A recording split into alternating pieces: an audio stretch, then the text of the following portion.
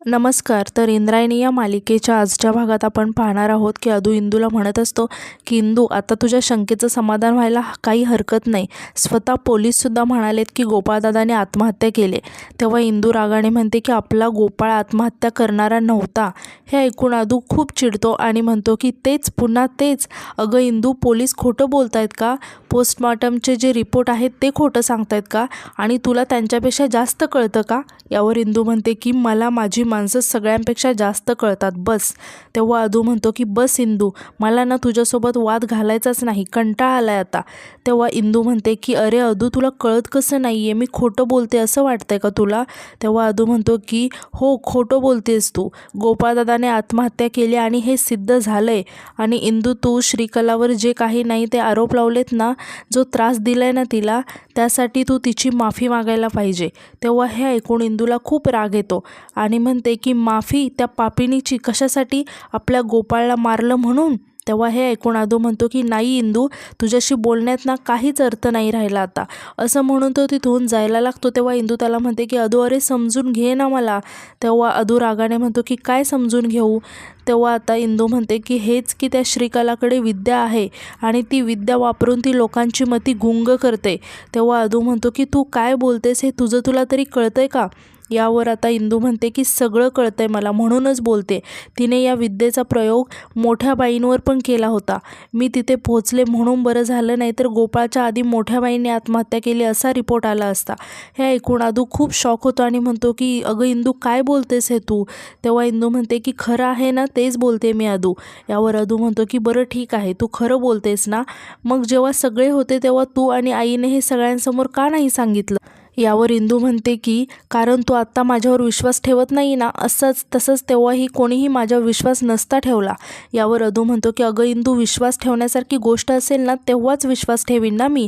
आणि म्हणतो की जेव्हापासून श्रीकला या घरात आली आहे ना, तेव्हापासून तू तिच्यावर नाही ते आरोप करतेस. कितीदा त्रास दिलायस तू तिला.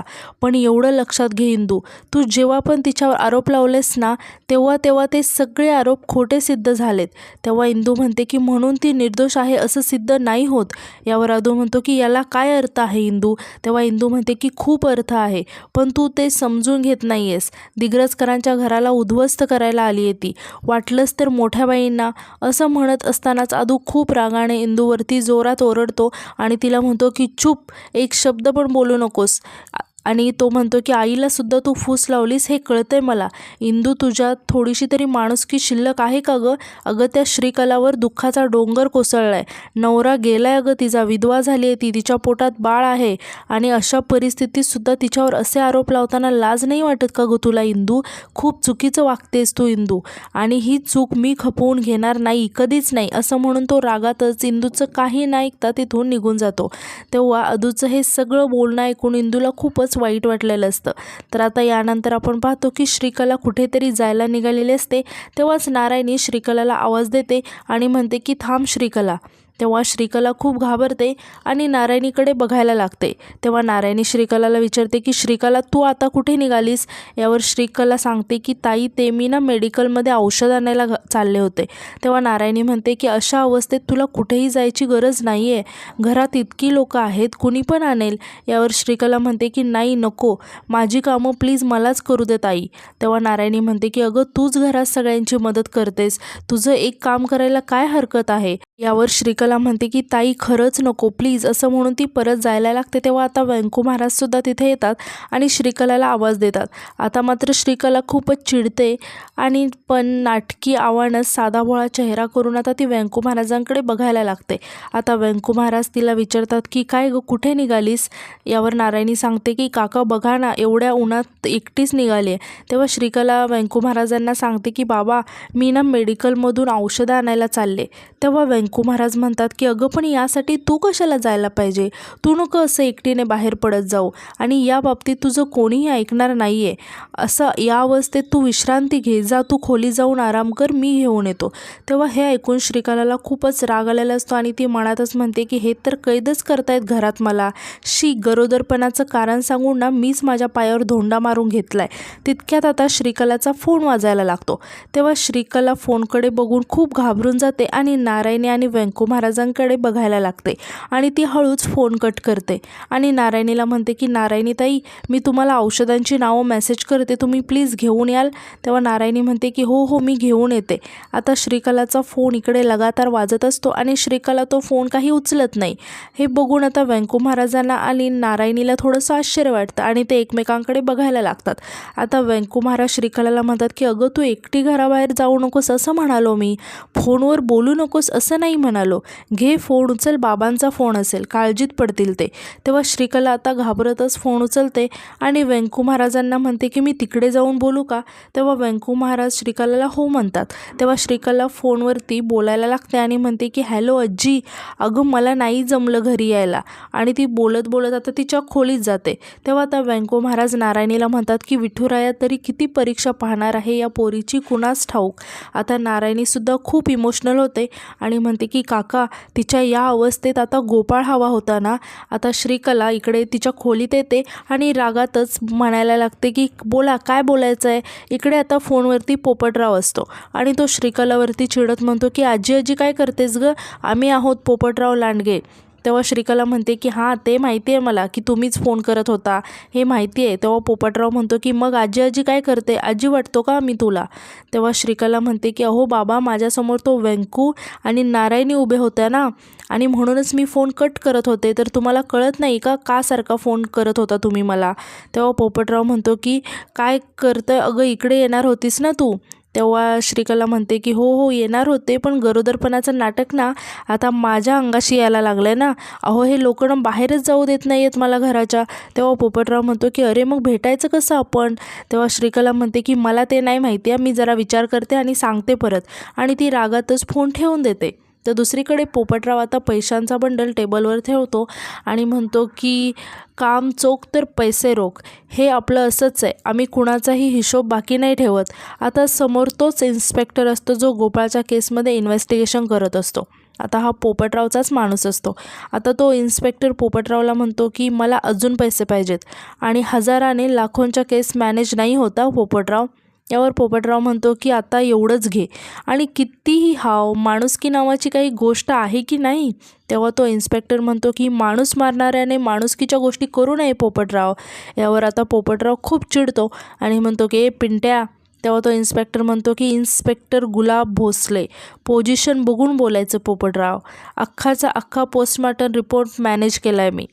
गोपाळचा खून केला तेव्हा तुम्ही त्याच्या डोक्यावर वार केला होता आणि ही गोष्ट जर का बाहेर आली ना तर सगळेच्या सगळे आज जाल तुम्ही कायमचं. तेव्हा हे ऐकून पोपटराव इन्स्पेक्टरवरती ओरडत म्हणतो की आम्हाला भीती दाखवतोयस का तू. अरे आमचे तुझ्यावर उपकार आहेत हे विसरू नकोस आणि त्या उपकाराचे पांग तू हे असे फेडणार आहेस. तेव्हा इन्स्पेक्टर म्हणतो की भीती नाही दाखवत तर सावधगिरीचा इशारा देतोय. तुम्ही सत्तेत असताना मला पोलिसात नोकरीला लावलं हे लक्षात ठेवूनच मी मदत करतोय. आणि म्हणतो की आणि हो मला आणखीन पैसे पाहिजेत, व्यवस्था करा, येतो मी, असं म्हणून तो आता पैशांचा बंडल उचलतो आणि तिथून निघून जातो. आता इन्स्पेक्टर तिथून निघून गेल्यावर पोपटराव म्हणायला लागतो की हे परमेश्वरा, काय हे कलियुग, चांगुलपणा नावाची गोष्टच राहिली नाही आहे या जगात. तेव्हा हे बघून रत्ना खूप शॉक होऊन पोपटरावकडे बघायला लागते, म्हणजे चांगुलपणा आणि पोपटरावमध्ये.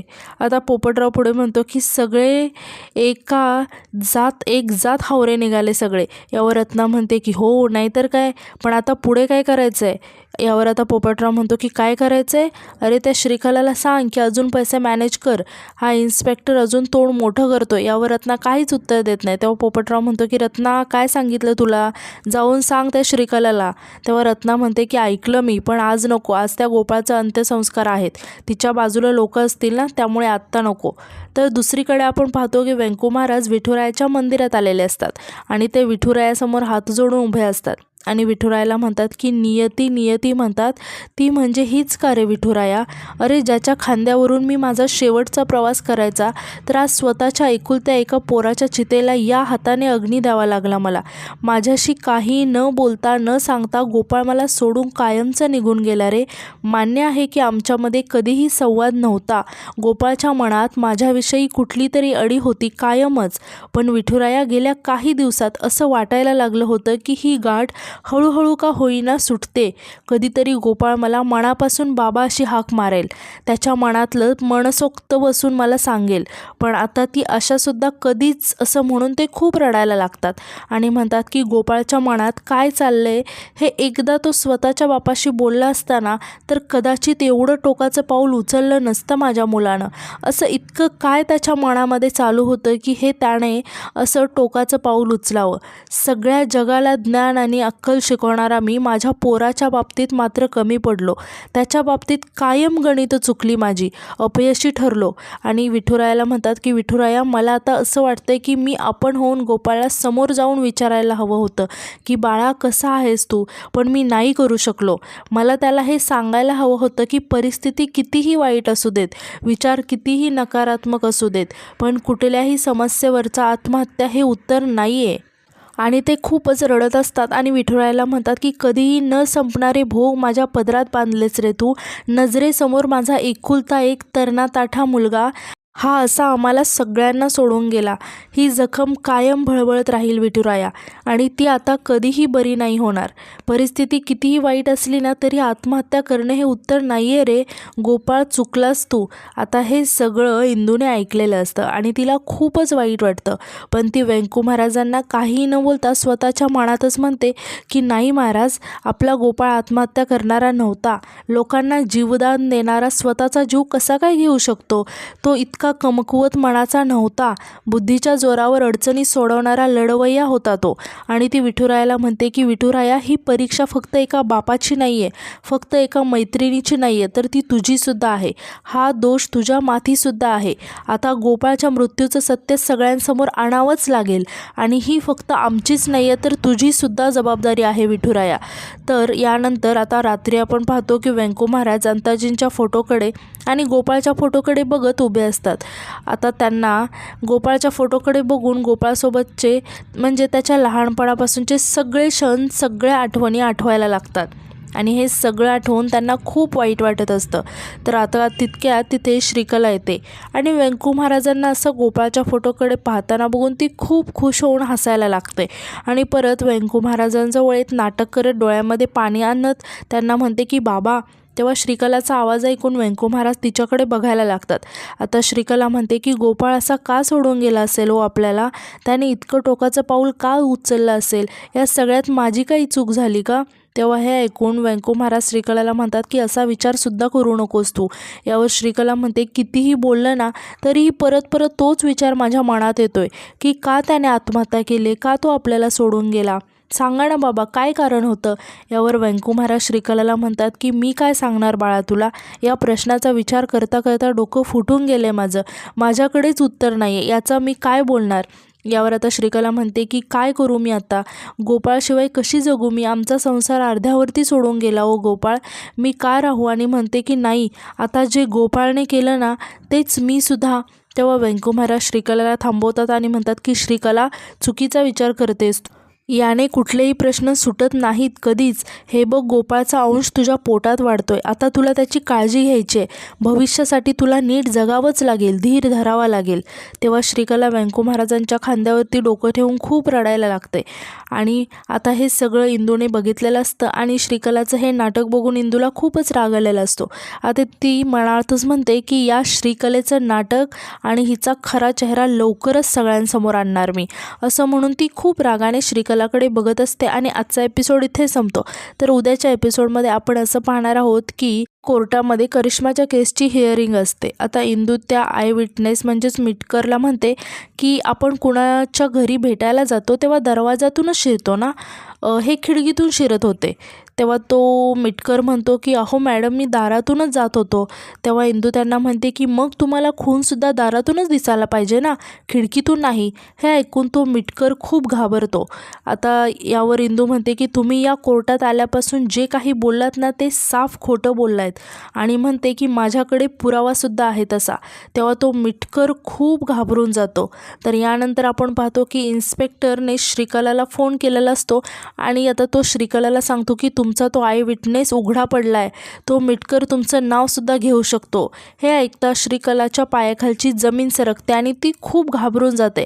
आणि आजचा एपिसोड इथेच संपतो. तर आजचा एपिसोड तुम्हाला कसा वाटला हे कमेंटमध्ये नक्की सांगा आणि उद्याच्या नवीन एपिसोडसाठी आपल्या चॅनलला सबस्क्राईब करायला विसरू नका. धन्यवाद.